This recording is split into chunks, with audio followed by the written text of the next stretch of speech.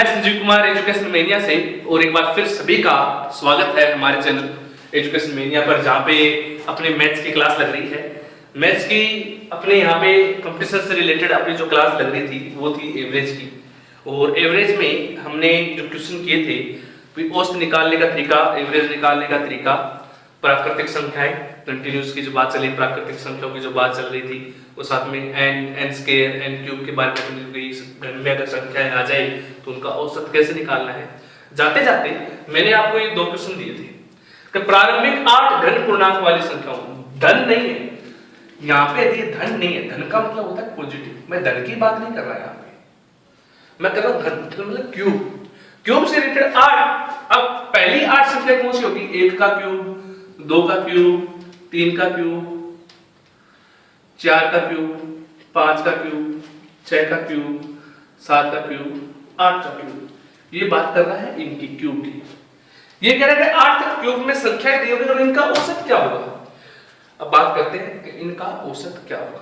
औसत निकालने के लिए क्यूब में मैंने आपको एक फार्मूला बताया था, n+1 का होल स्क्वायर अपॉन में 4। जब क्यूब का फार्मूला आता है औसत का, धन पूर्णांक वाली संख्याओं का औसत या n क्यूब वाली संख्याओं का औसत, तो ये मैंने आपको बताया था पीछे की क्लास में, आप देख सकते हैं जाके कि किस तरीके से मैंने ये फार्मूला बताया था, कैसे आया ये। अब बात करते हैं मेरे पास कितनी संख्याएं हैं सर? 8 संख्याएं हैं। कितनी है? 8। तो n का मान हो गया आपका 8, तो मैं यहाँ पे 8 पुट कर देता हूँ। 8 + में 1 की स्क्वायर अपॉन में 4, इसको सोल्व कर लेंगे गाइस, आपके पास ऐसे में आ जाएगा 2, 9 का होल स्क्वायर 81, इसको सोल्व करने के बाद आपका आंसर है 162। ये आपका औसत हो गया। तो ये है इन संख्याओं का औसत 162।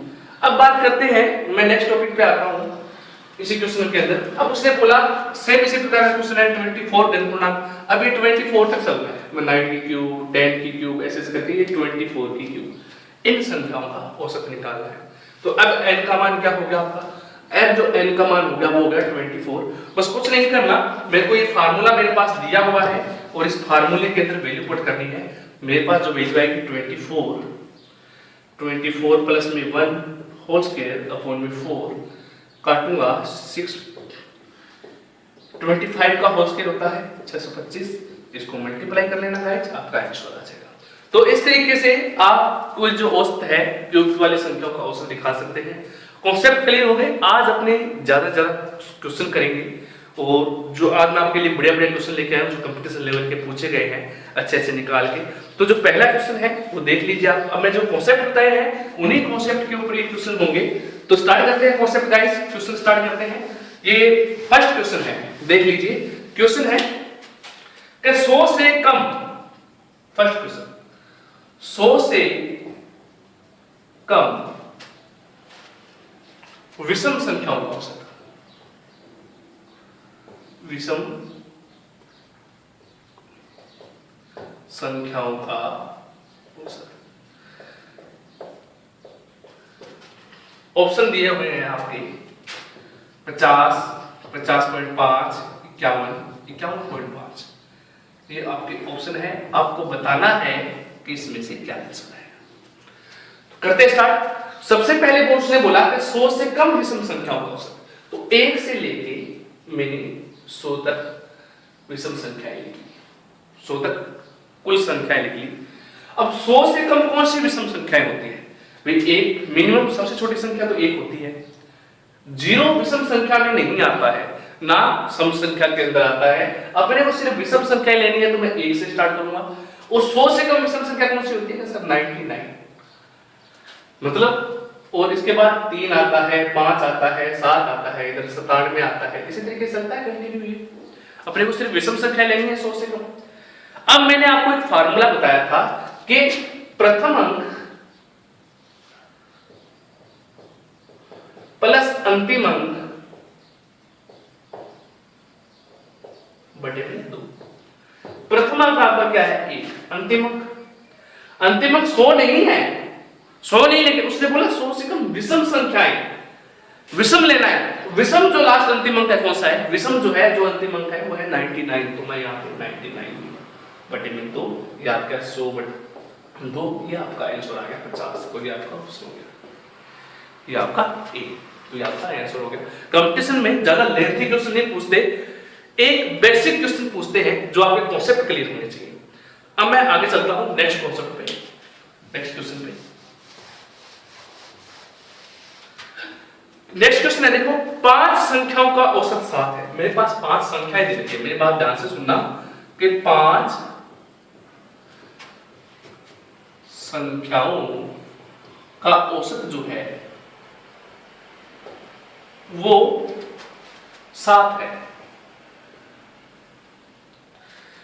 नई संख्याएं जोड़ने पर, उसने बोला कि मैं इसमें नई संख्याएं जोड़ता हूं, नई संख्याएं जोड़ने पर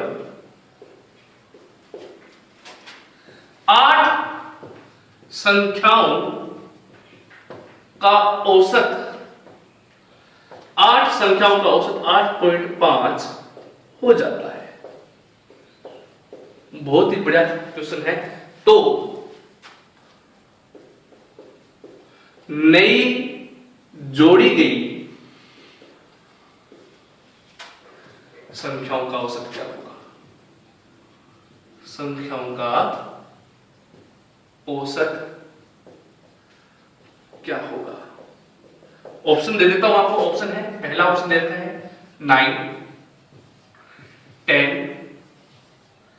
11, 12। ये आपके ऑप्शन है।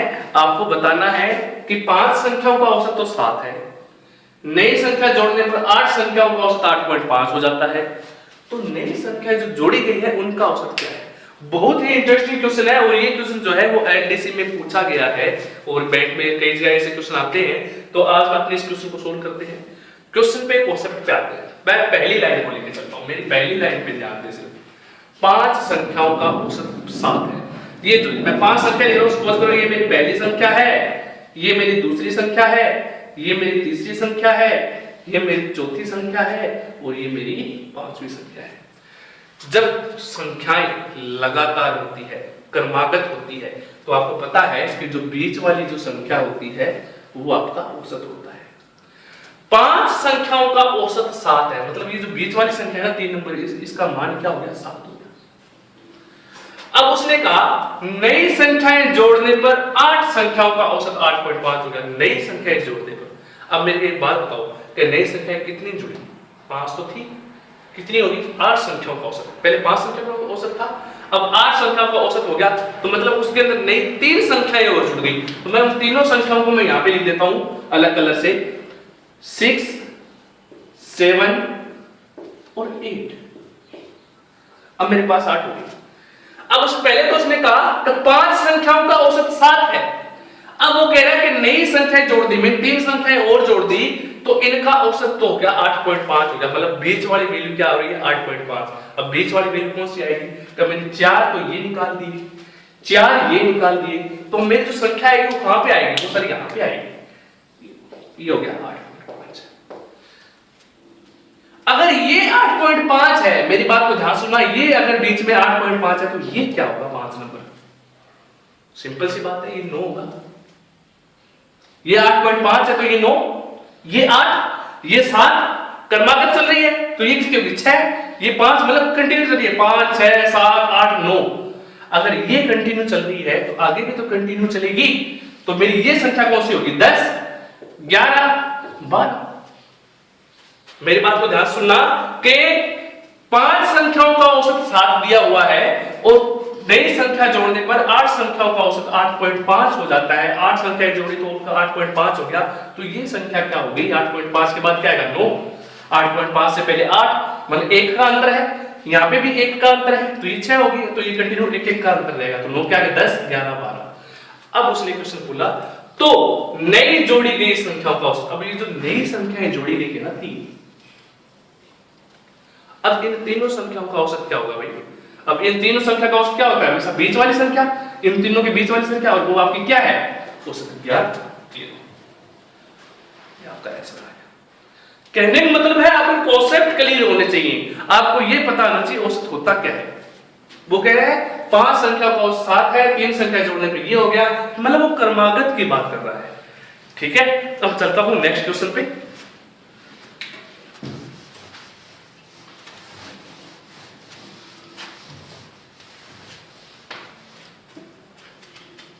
नेक्स्ट क्वेश्चन देखिए, 9 लगातार आने वाली विषम संख्या। 9 लगातार, क्वेश्चन देखो, क्वेश्चन है 9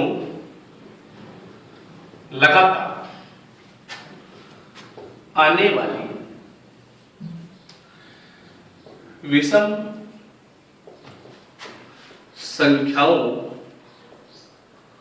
का औसत, यानी एवरेज, जो एवरेज दे रखा है वो है 53 है। तो सबसे छोटी विषम संख्या कौन सी होगी? सबसे छोटी विषम संख्या कौन सी होगी? अब जो इसके अंदर ऑप्शन जो दे रखे हैं वो देख लो, 43, 41, 45, 47, ये आपके ऑप्शन है। अब उसने क्वेश्चन पूछा 9 लगातार आने वाली विषम संख्याओं का औसत 53 है। पहले मैं 9 संख्या लिख लेता हूं, ये जो जी मेरे पास 9 संख्या होगी, first, second, third, fourth, fifth, sixth, seventh, eighth और 9, ये मेरे पास 9 संख्या है। 9 लगातार आने वाली विषम संख्याओं का औसत, औसत मतलब बीच वाली संख्या। 4 मैंने इधर से निकाल दिए, 4 मैंने इधर से निकाल दिए, तो मतलब यहाँ पे जो वैल्यू आ रही है मेरी 53 आ रही है। अब मेरी बात को ध्यान सुनो, मैं इस क्वेश्चन को 2 तरीके से करवाऊंगा कि आपके पास ये 53 दिया हुआ है, अब विषम संख्या पूछे तो 51, 53 से पहले जो आपकी 53 से पहले जो आपकी विषम संख्या आएगी पहुंच जाएगी, क्या सर 51 आएगी, माइनस का 2। अच्छा, यहाँ पे जो 51 से पहले जो मेरे पास सबसे छोटी विषम संख्या आएगी वो पहुंच जाएगी 49 आएगी। यहाँ पे भी -2 घट रहा है, मतलब इस तरीके से -2 घटता जाएगा सब में से, 49 हो गया, यहाँ पे 47 हो गया, यहाँ पे 45 हो गया। इधर बढ़ेगी 53, 55, 57, 59, 61, है ना। उसने पूछा कि सबसे छोटी विषम संख्या, सबसे छोटी विषम संख्या 45, ये आपका आंसर हो गया। लेकिन अब मैं बात करते हैं, ये तो सिंपल उसने 9 पूछ ली। अच्छा भाई बताओ, वो कहता था 51 लगातार आने वाली विषम संख्याएं, अब 51 उनका औसत ये है, तो कैसे करते? क्या मैं 51 तक लिखता, 51 तक कॉपी भरता वहां पे एग्जाम में? नहीं, उसके लिए एक फार्मूला है। फार्मूला ये होता है कि जो स्मॉलेस्ट नंबर होता है ना, जब आपको स्मॉलेस्ट नंबर फाइंड करना होता है, सबसे छोटा अंक, स्मॉलेस्ट अंक, चाहे वो विषम है, चाहे वो विषम है या सम है, सबसे स्मॉलेस्ट अंक चाहे वो विषम है या सम है, तो उसके लिए एक फार्मूला है, वो होता है कि एवरेज माइनस n माइनस 1, कि जब अपने को सबसे स्मॉलेस्ट अंक पूछा है, तो देखो वैसे तो मैंने 9 निकाल दिया, लेकिन अगर यहाँ पे कैलकुलेशन बड़ी आ जाए तो ये फार्मूला है। एवरेज कितना है? का एवरेज सर 53 दिया होता है, मैं यहाँ पे लिख देता हूँ 53 माइनस कितनी संख्याएं हैं? तो सर 9 संख्याएं हैं, तो 9 माइनस का 1, तो मैं जब से सोल्व करूंगा तो 53 माइनस में 8, तो मेरे पास वैल्यू आ जाएगी 45, तो मेरे पास ये आंसर आ जाएगा। अगर मैं इसी क्वेश्चन को इस तरीके से करता हूं, बिगेस्ट अंक,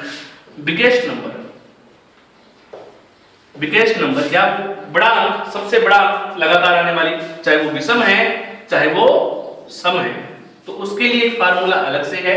उसके लिए फार्मूला है एवरेज, यहाँ पे माइनस था, बस यहाँ पे प्लस हो जाएगा n-1। अब सबसे बड़ा अंक निकालना है, मेरे सबसे बड़ा विषम अंक क्या है? 9 अंकों की संख्या में जिसका औसत 53 है, उस अंकों का सबसे बड़ा अंक क्या है? 61, तो मैं यहाँ पे लिख दूंगा एवरेज कितना है? 53, प्लस में कितनी संख्या है? 9 लगातार आ रही है, तो n का मान 9 माइनस का 1, तो मेरे पास 53 प्लस में 8, आंसर आ गया 61। देखो ये आया आपका अंक। तो ये फार्मूला है, मतलब अगर मैं चाहे इसको फार्मूले से करना चाहूं तो फार्मूले से कर सकता हूं, अगर मैं सिंपल इस तरीके से करना चाहूं तो मेरे को पता है विषम अंक जो होते हैं 2-2 के गैप पे होते हैं, तो ऐसे करना चाहूं तो ऐसे कर लूं। लेकिन एक चीज का ध्यान दे कि अगर यहाँ पे संख्या बड़ी पूछ ले ना, अब मैं कह दूं 150 लगातार आने वाली संख्याओं का विषम संख्याओं का औसत 253 है। तो कैसे लिखोगे? 253 पहले बीच में लिखोगे, फिर आप भाई आपको 151 दे रखी है तो आप आधा इधर लिखोगे, आधा इधर लिखोगे, तो बहुत टाइम लगेगा उसके अंदर। तो आपको बस कुछ नहीं करना है, फार्मूला है, इस फार्मूले में वैल्यू रखनी है, सोल्व करना है, आपका आंसर आ जाएगा। तो ये है आपका नेक्स्ट क्वेश्चन, और वेरी इंपॉर्टेंट क्वेश्चन, बहुत बार आया हुआ क्वेश्चन है ये, और इस तरीके के क्वेश्चन बहुत बार पूछे गए हैं उसके अंदर, तो आपको ये पता होना चाहिए। अब मैं आपको घर के लिए, होमवर्क के लिए क्वेश्चन देता हूं कि 6 लगातार आने वाले क्वेश्चन देख लीजिए। ये होमवर्क क्वेश्चन है, आपको घर पे करके देखना है, इसी के बेसिक पे है कि 6 लगातार आने वाले। अच्छा, इसके अंदर एक चीज और बताऊं, जो ये क्वेश्चन था मैंने 9 वाला, तो इसके अंदर एक चीज और देखो कि 9 और यहाँ पे 53 दे रखा था, सबसे छोटा 45 आया, सबसे बड़ा 61 आया। तो अगर मैं ये पूछ सकता है कि सबसे छोटे अंक में और सबसे बड़े अंक में अंतर कितना है, कितना अंतर है? 16। ये भी क्वेश्चन बन सकता है। देखो कि सबसे 9 लगातार आने वाली विषम संख्याओं का औसत अगर 53 है, तो सबसे छोटी विषम संख्या और सबसे बड़ी विषम संख्या का अंतर क्या होगा? 16। ये भी क्वेश्चन बन सकता है। तो अब मैं आपको क्वेश्चन दे रहा हूं घर से करने के लिए, वो आपको घर पे करके देखना है, ठीक है? तो क्वेश्चन है, देख लीजिए, 6 लगातार आने वाली, 6 लगातार आने वाली सम संख्याओं का औसत। अब यहाँ पे विषम नहीं है, मैं यहाँ पे सम दे रहा हूं, तरीका वही है, सम संख्याओं का औसत जो है आपको दे रखा है 25। 6 लगातार आने वाली सम संख्याओं का औसत 25 है, तो सबसे छोटी विषम संख्या कौन सी होगी? पहला इसी के अंदर, दूसरा सबसे बड़ी विषम नहीं, सबसे छोटी सम संख्या कौन सी होगी? सबसे बड़ी सम संख्या कौन सी होगी? नंबर 3, सबसे छोटी और सबसे बड़ी सम संख्या का अंतर क्या है, ये भी आपको बताना है। तो एक क्वेश्चन के अंदर मैंने आपको 3 क्वेश्चन दे दिए, तो ये आपका होमवर्क क्वेश्चन है, घर पे करके देखना है, देखते हैं किसको कितना समझ में आया। और कोई भी डाउट हो तो आप मुझे दोबारा पूछ सकते हैं। तो जिसको ये क्लास पसंद आई होगा वो लाइक कीजिएगा, शेयर कीजिएगा और सब्सक्राइब करना मत भूलिएगा। ज्यादा से ज्यादा स्टूडेंट को सब्सक्राइब कीजिए ताकि सबकी पढ़ने में हेल्प हो सके और हमें भी पढ़ाने में मजा आए। तो मिलते हैं नेक्स्ट क्लास के अंदर। जय हिंद, जय भारत।